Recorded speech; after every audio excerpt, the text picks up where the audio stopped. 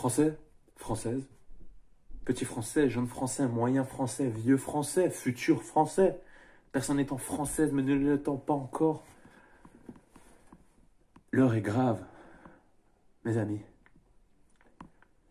Vous savez, les gens dans la rue me disent souvent « merci ». Je leur réponds simplement « non, merci à vous ». C'est vous qui faites la France, ce n'est pas moi. Je suis censé représenter ce que vous êtes. Or, vous êtes la France d'aujourd'hui, cette France cosmopolitaine, métropolitaine, monopolitaine. Vive le Napoli! Et ça me désole de voir les représentants de l'assistance publique se moquer de vous. Excusez-moi pour mes paroles crues, ils se moquent de vous. Et ça me fait mal, en tant que politique, mais avant tout en tant que Français. Parce qu'il faut le rappeler, nous sommes des hommes et non pas des robots. Le jour où les robots prendront la place sur Terre, ce sera au moins dans plusieurs années. Mais aujourd'hui, il est temps d'agir.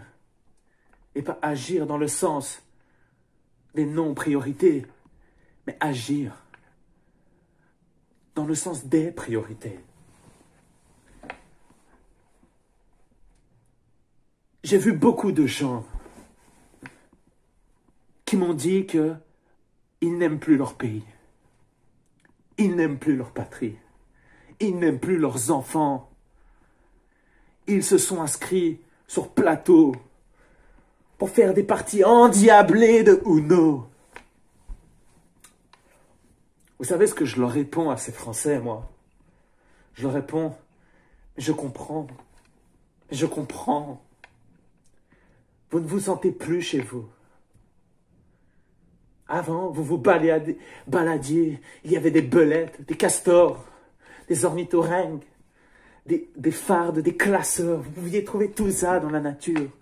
Maintenant, vous vous baladez, vous trouvez des hommes revendiquant une liberté au crâne chauve, à l'esprit étriqué. Ce n'est pas ça, la France. La France, c'est une idéologie. C'est l'idéologie de winning. C'est l'idéologie, c'est HEC, la France. Les écoles de commerce, les insultes sexistes. C'est ça, la France. Et aujourd'hui, quand je me balade dans la rue, je ne reconnais plus mon pays. Et non seulement je ne le reconnais plus, mais je n'aime pas ce qu'il est devenu. Je n'aime pas voir par centaines, par milliers, des gens insouciants se promener comme si hier c'était Noël et comme si Anguille sous roche était passé. Je n'aime pas ça. Ce n'est pas la France de Jules César que l'on a connue. Ce n'est pas la France de Jules Verne. Ce n'est pas la France de Coluche. Ce n'est pas la France de Nabila. C'est une nouvelle France. Je l'ai impitoyablement appelée la France de la honte. Excusez mes mots crus, mais je pense que quand un pays est à chaud, comme le nôtre, il faut savoir utiliser des mots crus.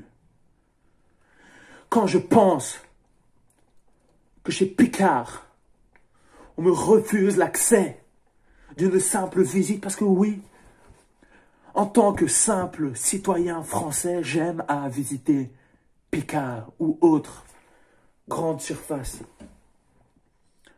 Je retrouve mon bonheur, mes petits plaisirs dans les choses simples. Et c'est cet hédonisme minimaliste qui manque aux Français, qu'ils ont perdu. Ce n'est pas la France de je ne sais où, de Levallois-Perret, de M. Balkany, qui tantôt sera traité de voleur, tantôt de sauveur. Non, ce n'est pas cette France dont je vous parle. C'est la France du sous-sol, la France des bas étages. Si la France était une bibliothèque, elle serait la dernière plaque de la gazinière. Si la France était un mur, elle serait le poster accroché dessus. Si la France était un pays, elle serait Charleroi. C'est pour ça, mes amis, et ce n'est pas avec un honneur, mais un malheur que je vous annonce ma candidature pour les prochaines élections présidentielles de 2022. Je n'ai jamais voulu en arriver là. J'étais bien, je vivais, nous vivions. C'est dingue comment ça, une petite phrase comme ça peut symboliser tout l'état d'âme d'un pays. Nous vivions, c'est tout simple. Il n'y avait pas de prise de tête, il n'y avait pas de virus. Nous vivions tout simplement. Et les Français me disent, mais monsieur, comment faites-vous cette clairvoyance, cette sagacité? Je leur dis, écoutez, nous sommes représentants d'un pays, d'une nation, d'un État, d'une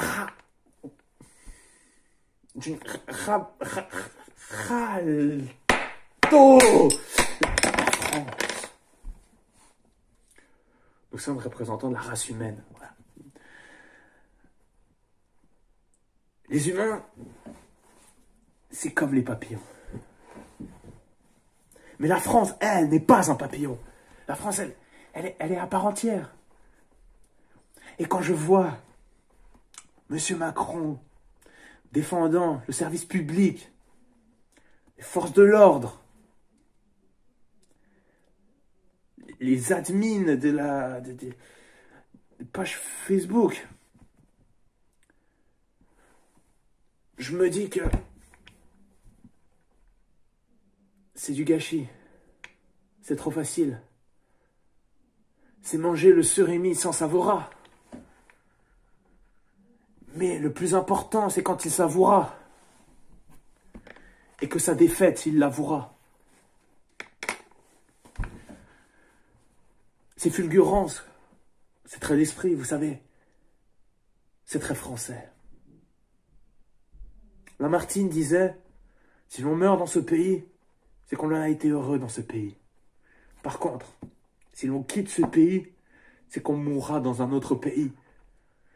Et par A plus B, mourir dans un autre pays n'est pas aimer le pays qui nous a nourris.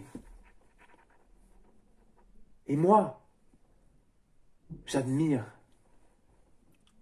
cette poésie, ce classicisme, ce romantisme qu'est la France. Alors mes amis, je vous demanderai une seule chose.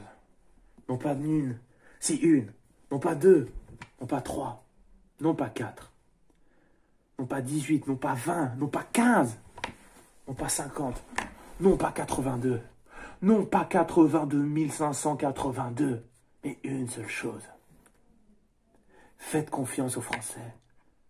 Faites confiance aux Gaulois.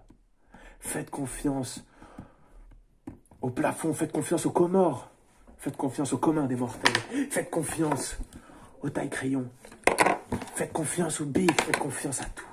Mais s'il vous plaît, ne faites pas confiance aux ennemis de la France. Merci beaucoup. Votez pour moi.